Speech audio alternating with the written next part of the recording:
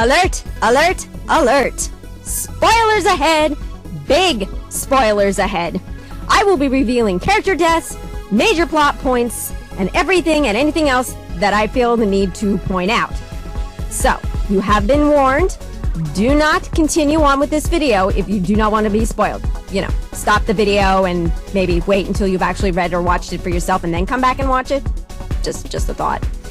I will warn you probably throughout the video, but this is your first major alert on the spoilers. You have been warned.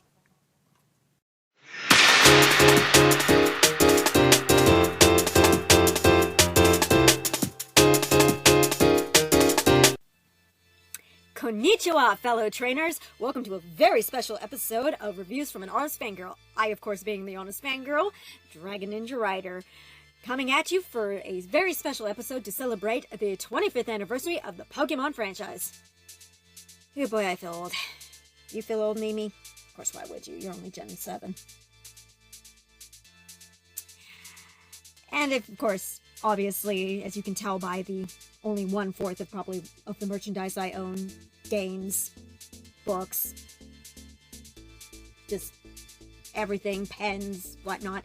I love Pokemon. I have been a Pokemon fan since the first episode aired over here in the US. The first episode, I should say. First, 001. Aired over here in the US back in 1998.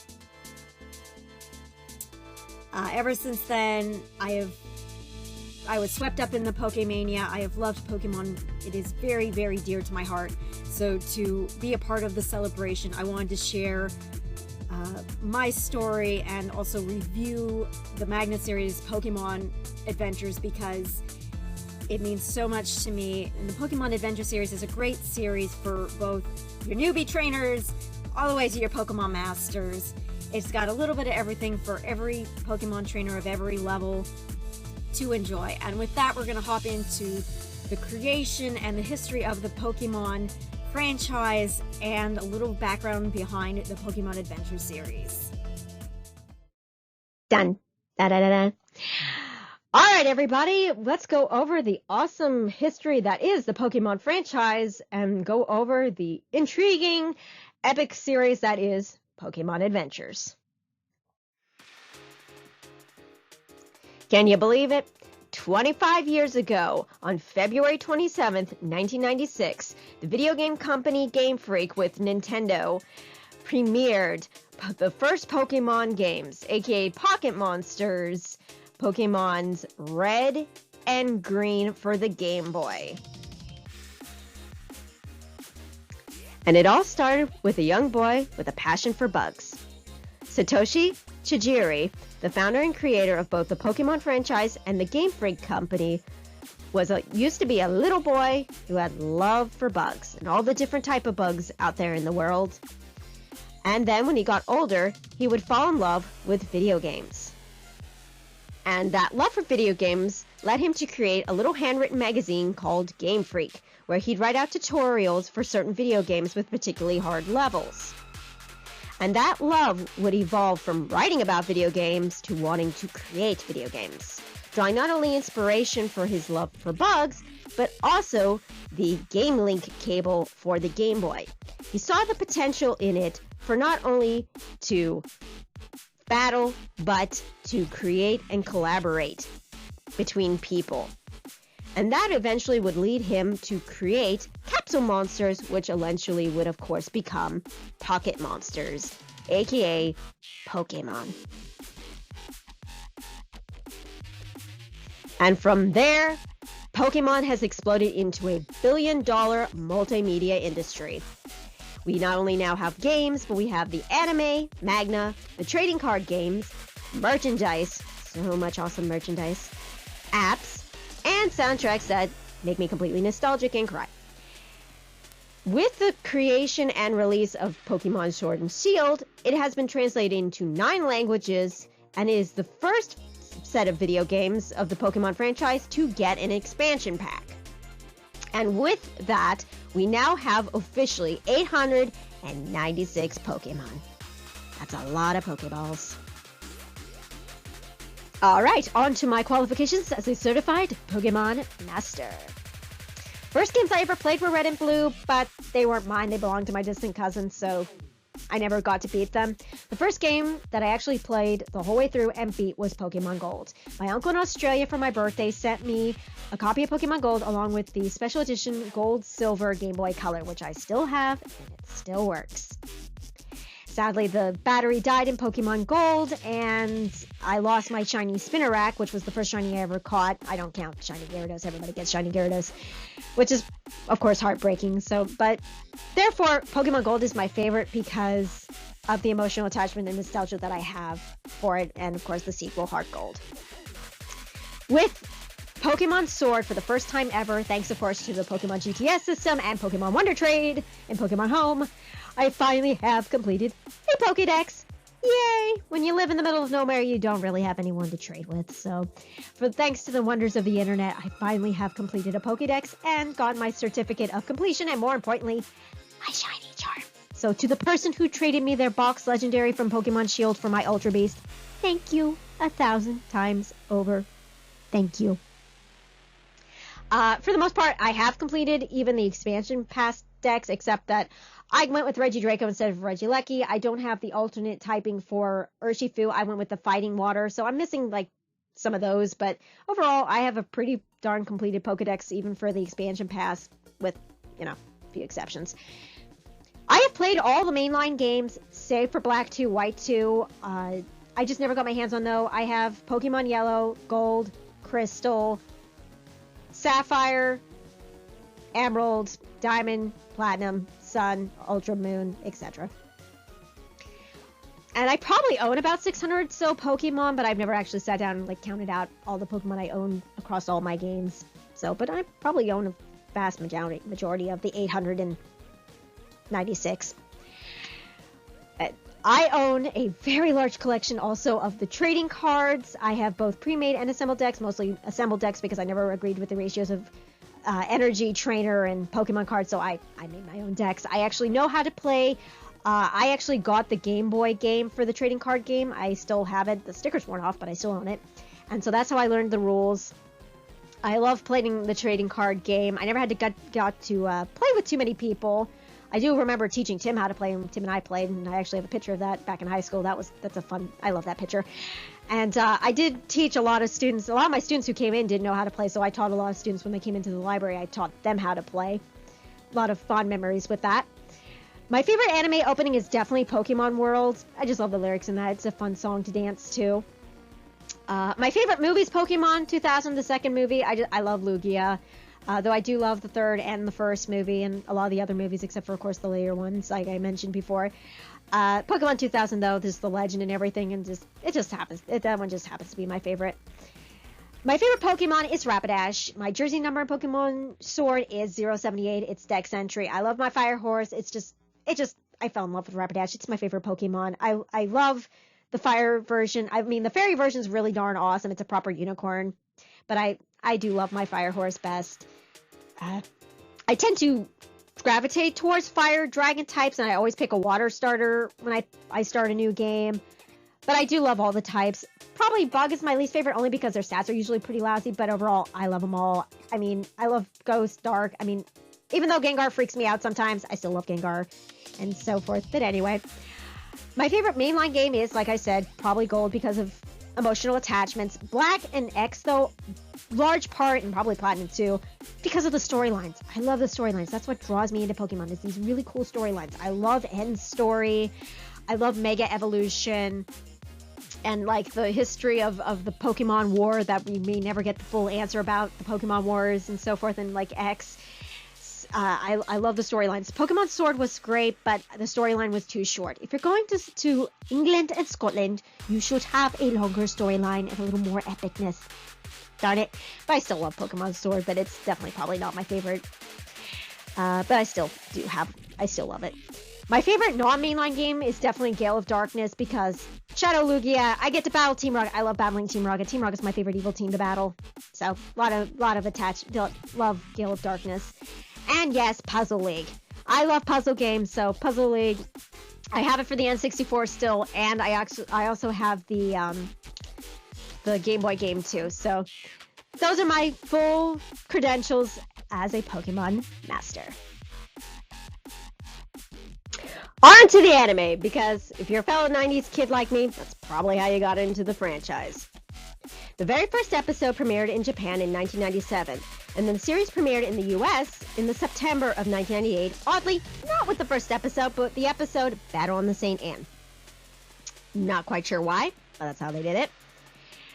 They would, of course, go back and premiere the first episode, and that's where I came in with that very first episode. And that episode opens up with a battle between Gengar and Nidorino, just like in the video games when you first turn them on, red, blue, and yellow.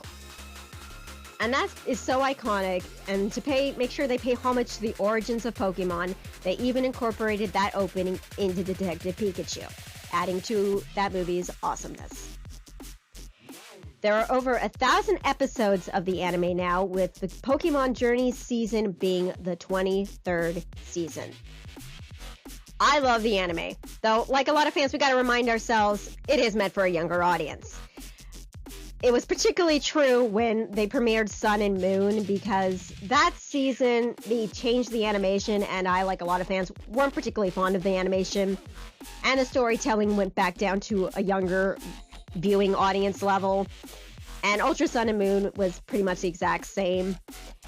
The only upside was that Misty and Brock did come back for a couple episodes, and so that did kind of make up for some of it. And there were some cute episodes in there, so, you know.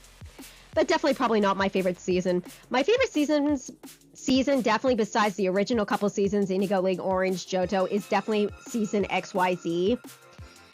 Mega Evolution, I love Mega Evolution. They did such an awesome job with it. They brought in some cool original characters that may or may not have had connections to the unreleased game Pokemon Z that we never got. That was supposed to be maybe the alleged sequel to Pokemon X and Y.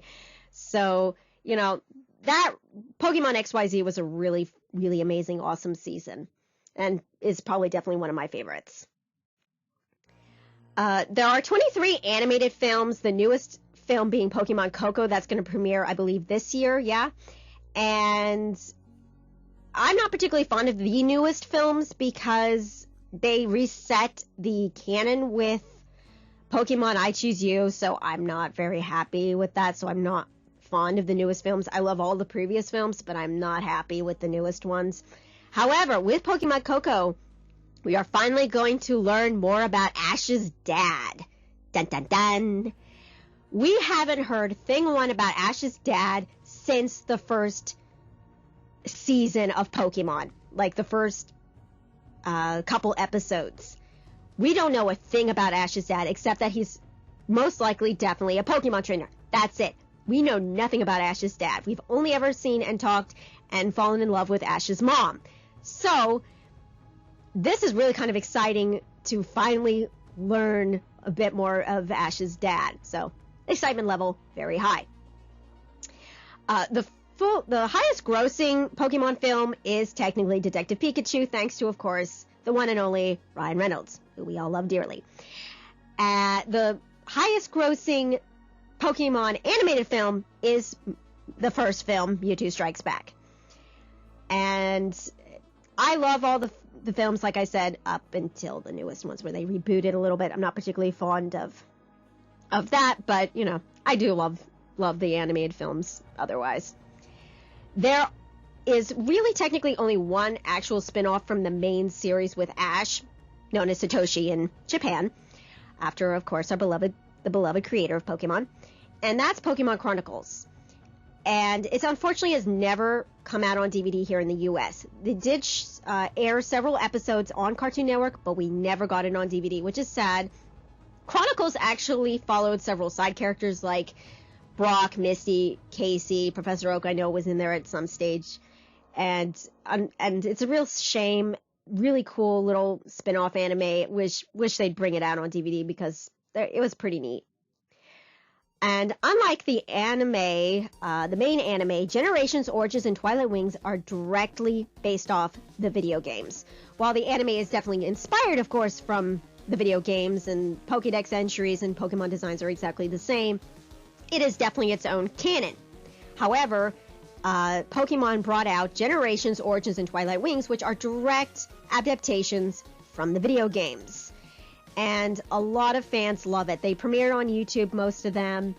If they're not available still on YouTube, they're available on Pokemon TV, and they have fantastic animation, really cool, amazing things. The newest one is Twilight Wings, and it's based off Sword and Shield. There's supposed to be a lot more episodes by now, but unfortunately, because of the pandemic, they had to pause in production. But they did release an hour special that is the stories based off of Island of Armor and Crown Tundra. They look so amazing. I haven't gotten to watch it yet, but it looks fantastic. All right, on to the celebration of the 25th birthday of Pokemon, covering the Pokemon Adventures Manga.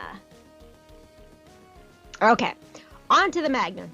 Now, there are many different Manga series of Pokemon out there, but most of them have not been brought over to America due to, we're going to go with different cultural views on what is appropriate. That's what I'm going to go with. If you're a parent watching this and you're wondering if you want to let your kid read certain Pokemon series and so forth, you've got to understand that Japan is a different culture than us, and what they view is okay for certain ages is different from what we view in certain ages, and it's just the way it is. It's just because of cultural differences. I am a seasoned otaku. I love Pokemon, Sailor Moon. I'm a 90s kid. I grew up on all the 90s anime before I even knew what anime was. Pokemon obviously being number one, but Sailor Moon being number two, though technically it was my first anime.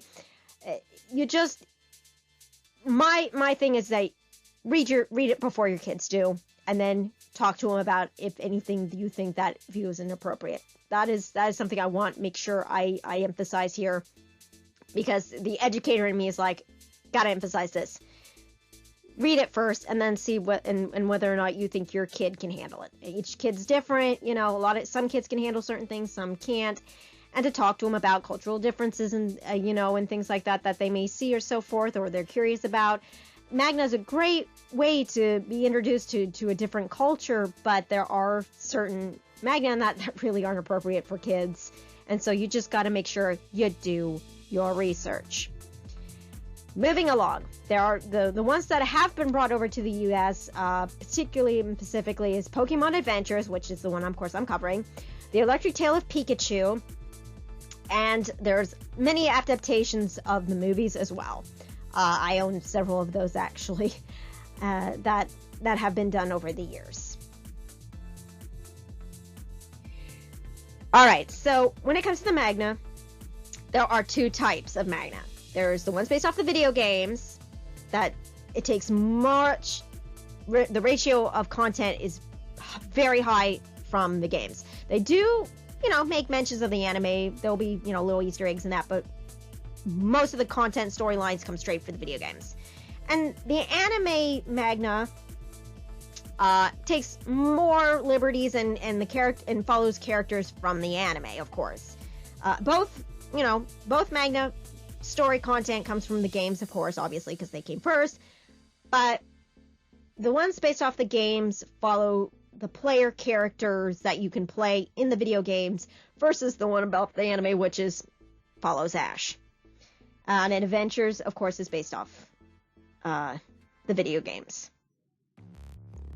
Pokemon Adventures premiered in Japan in 1997. Then when it came over here to the US, they came out as single issues, comic book style, before becoming the collective volumes that we now can get.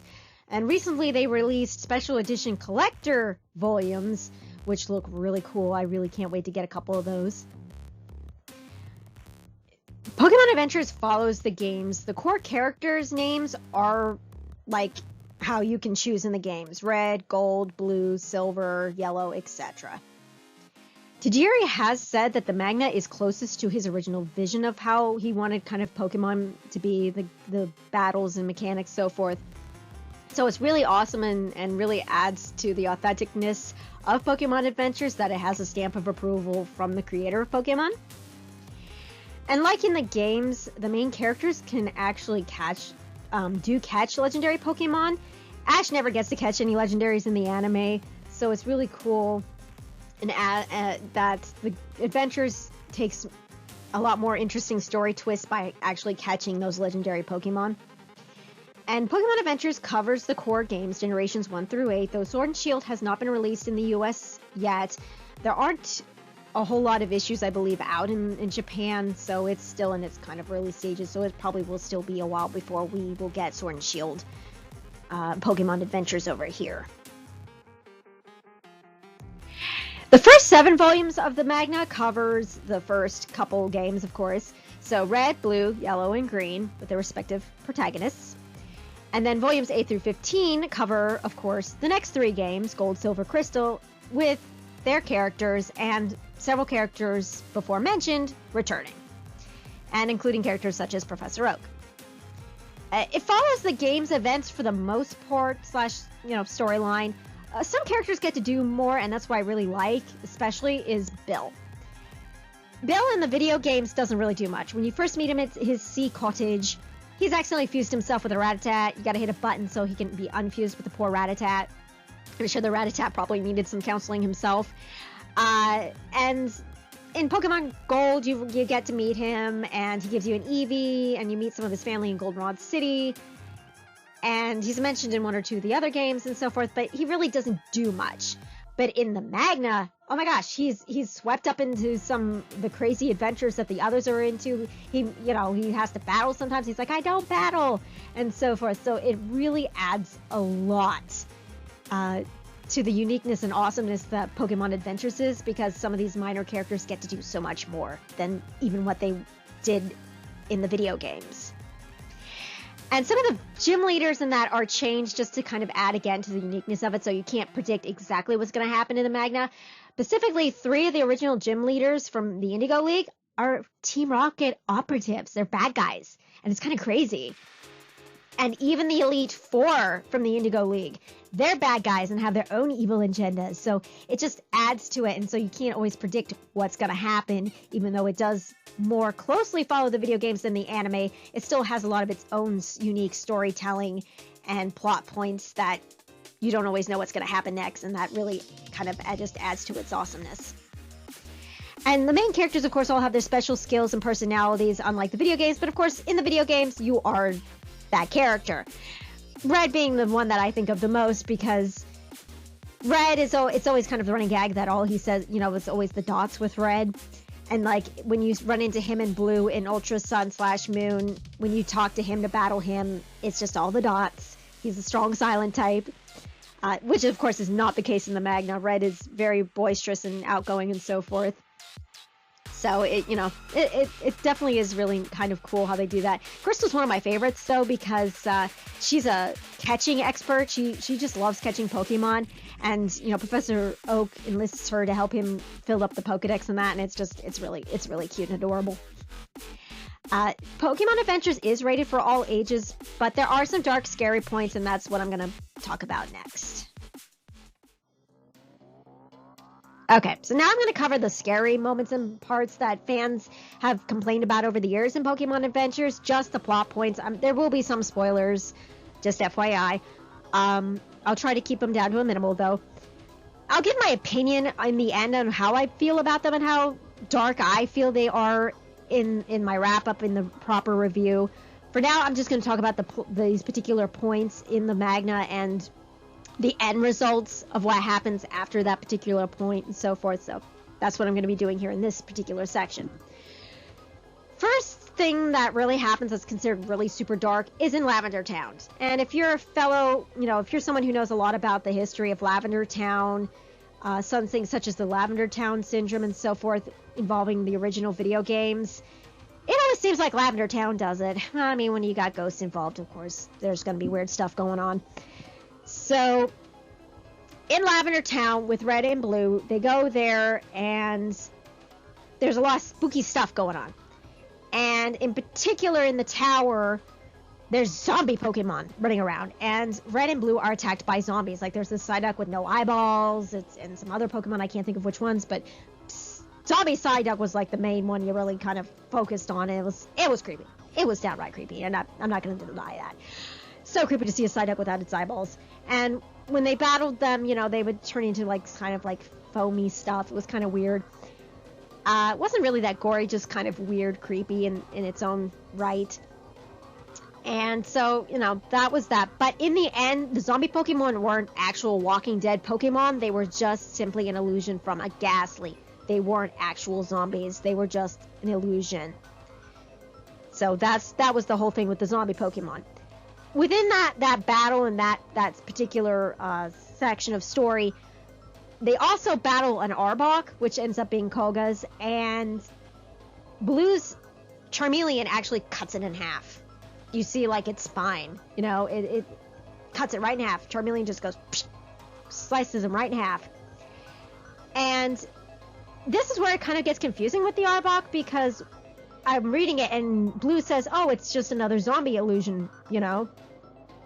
Well, later on when his Arbok shows up again and, you know, Blue remarks on, oh, it's alive. And he's like, yeah, my Arbok has a regeneration ability. It can regenerate as long as its head's okay. So I'm kind of confused on whether that Arbok was actually a zombie Arbok or was actually his Arbok and it just regenerated. So that confused me a little bit, but that's essentially what the whole Arbok's death thing was. As far as I can tell, Arbok did not actually die. It looked like it, but he didn't. Whether or not it was an actual zombie Arbok or it was actually Arbok, I am not sure. I couldn't really tell from what I was reading. It was kind of confusing. On to the next is Pokemon deaths, other Pokemon deaths. The only actual death that I saw that looked like sticked was that there were 2 Magmar that were terrorizing Red, and then Giovanni showed up. Red had no idea who he was, and he froze the Magmar in ice. And when Red left, he actually got his Cloyster to shatter the Magmar, and so he looked up like he straight up actually killed Magmar, that he did kill them. So that was the only actual Pokemon death in the volumes that I read, which I read up to like volume 11 or 12. I didn't get to completely read the rest of the Gold Silver arc. Those are the only ones that looked like they actually stuck. I didn't see any other Pokemon deaths. There were some Onyxes that looked like that got exploded apart, but I think they were able to reassemble themselves, pull themselves back together. I don't think they actually died. It didn't look like it, at least from how I was reading it and looking at it. So the only actual Pokemon death that I think actually occurred, at least within the volumes I read, was the Magmar.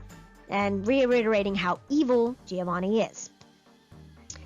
Next story plot point that fans call scary, terrifying, and just what the heck, is in the Leaf Green Fire Red arcs volumes, is that a bunch of the characters get turned to stone, like Medusa style. Medusa came in and froze everybody into stone. And now, at this point, some of the characters, like, a lot of them are like, oh my gosh, they turned kids into stone. Some of the characters are older in this. They're in their upper teens when that happened to some of them. I won't say which characters, but some of them are in their older teens at this point, technically age-wise. They were turned to stone, but they did not die. They were simply frozen in time/place. And they were able to undo them being turned into stone later on. They were able to undo the being Medusified. So they did not die. They were able to save them.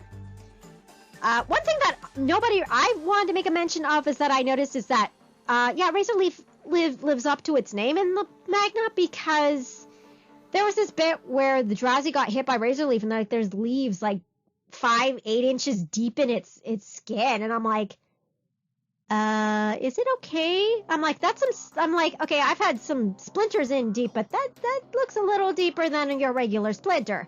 That freaked me out a little bit, though. I guess the Drowsy was fine. I'm pretty sure it was Sabrina's, and I guess it looked okay. It survived. It's severe and several deep cuts. Like, wow.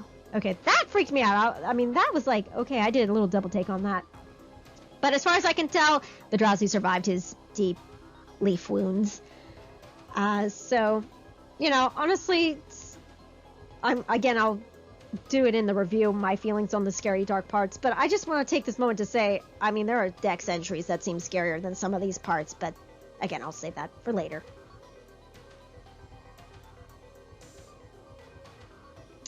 All right, on to the neater things of the Manga adventures. The Pokédex works just as like the Game Boy does for the players. They show levels, Pikachu's emotions, like Pokemon Yellow, like when you're walking around, you can turn around and talk to Pikachu, and you can find out how she's feeling. Though I don't think they had genders. No, they didn't. That's right. Genders wasn't introduced till Gold, Silver, but I always envisioned my Pikachu being a girl just because, you know, I'm a girl. So, though I feel like when I did transfer over that Pikachu, it was a boy in Gold. But anyway, anywho, the Pokédex does all those things that when you play the game, it automatically does it for you. And it's really just kind of really cool. The Dex entry pictures are straight from the games. Some of them were sprites that I feel like they had changed after the game was released. Most notably, Cloyster's design. This is one thing that really was cool, and I want to give a shout out to Hoops and Hip Hop for that, because he did a cool video talking about Pokemon design changes and that happened after the games were released. And that's the only reason why, when I was rereading this, I noticed this little bit that really just adds to its awesomeness so much. So shout out to him for this.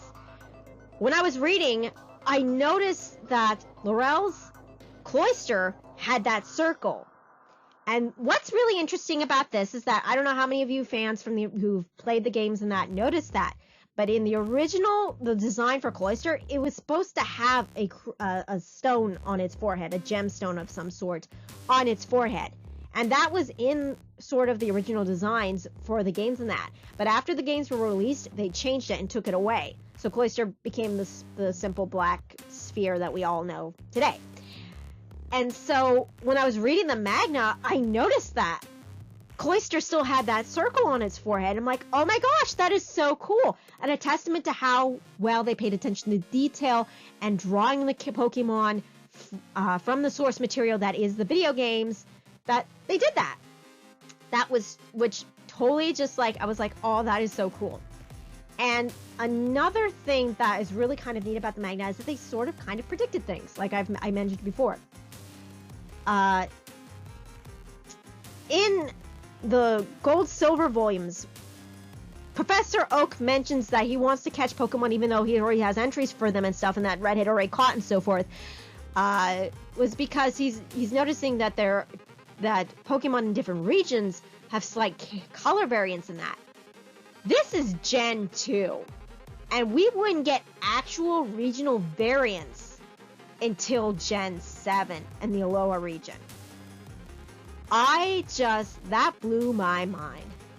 That was like, wow. When I read that, I was like, that is so fracking fantastical. Because never noticed that before. That is just so cool.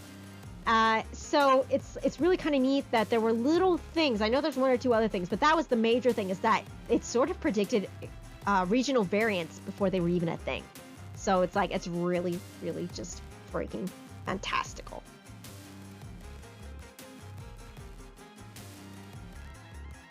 All right, so I'd like to take a moment to share some love with my fellow Pokemon fans, some fellow fans of the franchise.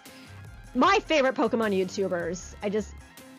These guys are these are my favorite guys on the planet. And HDV, he is number one. He is my favorite Pokemon YouTuber of all of them. He does shiny hunting as well as covers rumors and news and so forth on his YouTube channel. And he has another YouTube channel where he does game playthrough on. He does reaction videos, tier lists. He is just such a joy to watch. He's so entertaining. Actually, as I'm recording this yesterday, he actually got a double shinies. He was playing Pokemon X and doing Dynamax adventuring in Crown Tundra and Shield, and he got a legendary and he got two shinies at the same time. It was so hilarious. fantastic. I love his reactions. He's British. That helps with the awesome accent. He's such a joy. He's such a joy and fun to watch. And then next is Hoops and Hip Hop. I love him. He does great videos on the history of Pokemon. He does these little documentary videos talking about the franchise, about Easter eggs, cut content, changes in designs and so forth, as I mentioned before. He does so much cool stuff. I watched a lot of his videos prepping for this, so shout out to him. He's one of my other favorite YouTubers. He does so much great stuff. Austin John Plays. He's a great Pokemon YouTuber as well. He does gameplay in that. He does tips in that. And when there's special events for like the raids and so forth, he throws videos out and so forth. He does a lot of playthrough content. Really useful. It was great. I came up on him because I was having a hard time finding all this silly Diglett and Island of Armor. So, very useful. Very, very great content. And also, shout out to Ruffled Rowlett. He does a lot of the content. He covers the rumors and news for Pokemon. He does a great job. He's done some videos too about going over some cut content and backstories for characters and so forth. So he's done some videos like that as well. So share the love for him too. He's really great. He's usually the one who I'll hear about Pokemon news first from. He usually drops videos first before anybody else that I notice, that I follow when it comes to Pokemon news. So he's great to follow. And then I want to throw out an honorable mention to Do You Know Gaming. They do some great video game content, documentaries, and they've done a lot of Pokemon ones, and they're really fantastic. I watched the Satoshi Chijiri video prepping for this. Really fantastic. I'll have a link to it in my description below. Want to give them some love too. And best resource for all things Pokemon is Bulbapedia. I got a lot of, as you saw as I was going through the presentation, there's a lot of images in that I got from them. They're a great Wikipedia type resource for Pokemon fans when you want to learn about Easter eggs and things like that. Can't recommend them enough. I'm always looking up stuff through Bulbapedia, so I just want to shout out love to them too. Just really awesome resources and awesome fellow Pokemon fans. Okay, on to the review. I give Pokemon Adventures a 5-star review. Now, on a little bit more on the, Pokemon fans complaining about the darkness factor of the manga and anime, and for the parents who are watching this, compared to the anime, yeah, Pokemon Adventures is dark. I mean, zombie Pokemon, even if it is an illusion, and Arbok gets sliced in half, and the Magmar that Giovanni killed, yeah, that's creepy. That's terrifying compared to the anime. Compared to all the other manga and anime franchises that I love and follow over the years as a hardcore Gold Star Otaku, yeah, that's nothing. It's the kiddie table, please. It's nothing. It's just knowing what's appropriate for your kids. Japanese culture, Eastern culture versus Western culture, what we view as appropriate and what they view as appropriate are definitely different. And that's just the way it is.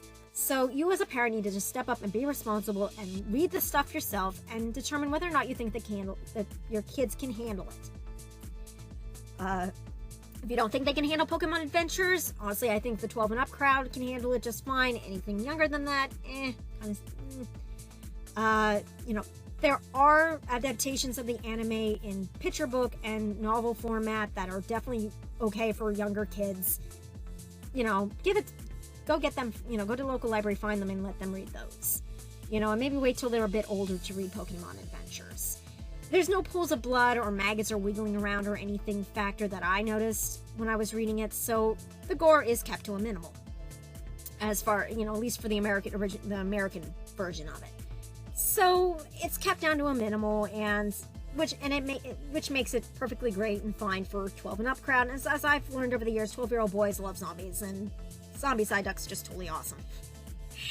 So, and Arbok didn't die. He regenerated. So, he's okay. He's okay. He walked it off. He was able to walk it off. So, So it's just, my soapbox, as an educator, just do your research, read yourself, talk to your kids about it. And if your kids like it, even if you don't, just encourage them to continue to enjoy it. It's as simple as that. My mom's almost 73 years old, and she's not going to be happy if she finds out I did this. She loves Pokemon. I'm going to tattle on Tim. He told me, he's like, oh, I haven't played a game since Pokemon Red. And I told my mom that, and she's like, wow, that was forever ago. And I had to chuckle. My mom has kept track of the generations. Meowth is her favorite Pokemon. She likes Pikachu, yeah, but Meowth's a cat, so she likes Meowth. Heck, my dad likes Pokemon. Granted, Team Rocket, and he's like, because without Team Rocket, Pokemon would be nothing. And I mean, he's not wrong, but anyway, so. Pokemon Adventures is a great series. Yeah, it's kind of creepy and dark. It has this kind of creepy dark moments, but they're not particularly anything super over the top compared to a lot of other stuff. It's definitely its own thing. And, that's what makes it so great. And the great unique thing about the Pokemon franchise is that the manga and the video games and the anime are all their own kind of canons, and it's perfectly great. I mean, the Pokemon Dex entries and their designs and everything are consistent, but the stories and how certain storylines are told in that are unique to each medium, and that's perfectly okay. I can't think of hardly any series where they're vastly different, and that's okay. Like Sailor Moon, Full Metal Alchemist, Fruit Basket, they all had remakes to be more loyal to the source material. So that makes Pokemon that much awesomer and cooler, that even though they're kind of different canon-wise, they're still all fantastic in their own unique ways for each medium. So I highly recommend Pokemon Adventures, whether you're a level 1 trainer or you're a level 100 Pokemon master, especially if you're a level 100 Pokemon master. There's a lot of nostalgia and just so much coolness in the series that if you're an older fan, the Pokemon manga is definitely for you, because the anime is definitely meant for a younger audience. And so if you want something a little more intense but isn't too crazy intense, Pokemon, the manga does it beautifully. So definitely highly recommend it. 100% 12 and up grad. Okay, so with that, that is the end of the review. I want to do this special little thing because this is the 25th anniversary of Pokemon this month. So I want to take a very special little moment to do this. And I want to say from the bottom of my heart, thank you, Satoshi, Tajiri, Sama. Thank you for Pokemon. Thank you for creating Pokemon. Thank you from the bottom of my heart. Pokemon means so much to me. I was bullied a lot in middle school, high school. It was really nasty stuff too, and Pokemon got me through those dark times. It meant so much to me. And, I was bullied because of Pokemon, and that just pushed me to become a better trainer, to master the trading card game, and for the most part, the video games. And Pokemon as a franchise is so wonderful. It encourages friendship, talking and making new friends by trading Pokemon, to, not give up. I mean, Ash has only won, 2 leagues? Orange Island League and the Alola League. He's lost every other league. All the others he's lost. But he doesn't give up. He dusts himself up. Him and Pikachu dust themselves off, get up, and keep going. And they don't give up. And that is a great thing to teach kids. That is a great thing that a lot of kids these days need to hear, is that even if you fail, you can still get up and keep going. That you'll reach your dream someday. And the power of friendship, the power of one, of being able to make a difference. I think the whole world needs to sit down and watch the first Pokemon movie. We need a reminder of that we're all human beings and Pokemon, and we need to come together. It's a message we really need to hear right now. And Pokemon does that so wonderful, and it's one of the many reasons I love it. It has beautiful, wonderfully intriguing storylines and mythology and mystery and intrigue in the games and the manga and the anime. So many things that you can enjoy and love in all the different mediums and all its different forms. that all fans can come together and enjoy.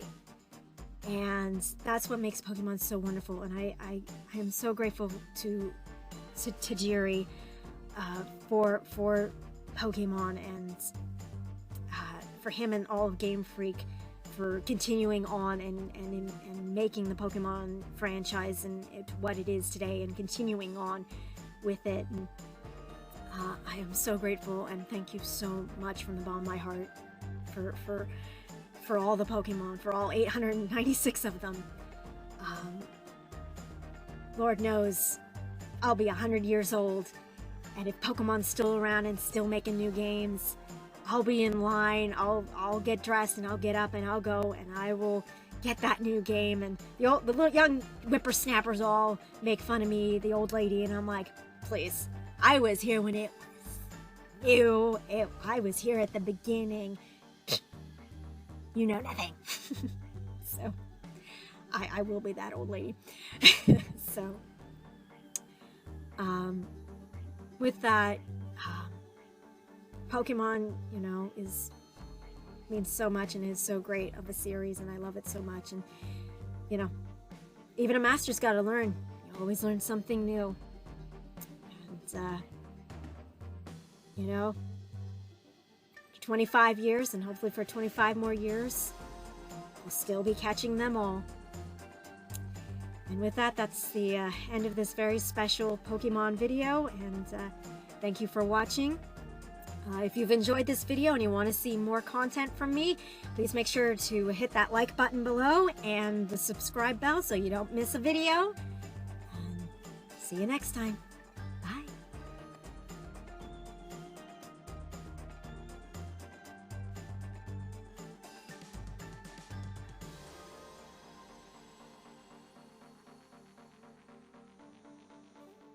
Very special episodes of Reviews from an Honest Fangirl. I, of course, being the Honest Fangirl, Dragon Ninja Rider, and Mimi. We went through this last time with the Halloween special. We're not going through this again, okay? Now, if you've enjoyed this video and like to see more, please make sure to hit that subscribe button. Thank you!